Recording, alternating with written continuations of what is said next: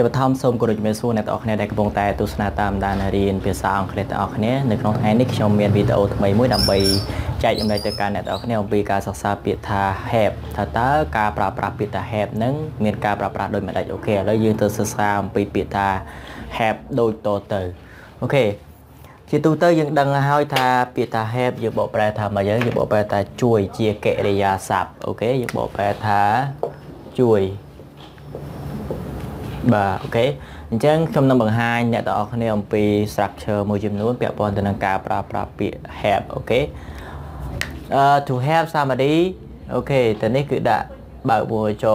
to do something មានន័យថាដាក់ក៏បានមិនដាក់ក៏បានដែរតែទៅពីការប្រើប្រាស់ពាក្យថា to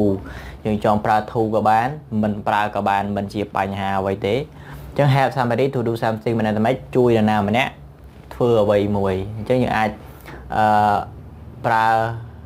អូខេ without to ក៏បានដែរ have somebody do something ឬក៏ have somebody to do something ឥឡូវយើងមកមើលឧទាហរណ៍ទាំងអស់គ្នា Can you help me to find my ring Can you help me to find my ring តើអ្នកអាចជួយរកអូខេតើអ្នកអាចជួយរកចិញ្ចៀនរបស់ខ្ញុំបានទេអញ្ចឹងបើសិនបើយើងមិនចង់ប្រើ clear ថា to have to find យើងអាចប្រើដាក់ថា have somebody do something គឺ have me find អូខេគេនេះ clear នេះ have me find ឥឡូវគេប្រើ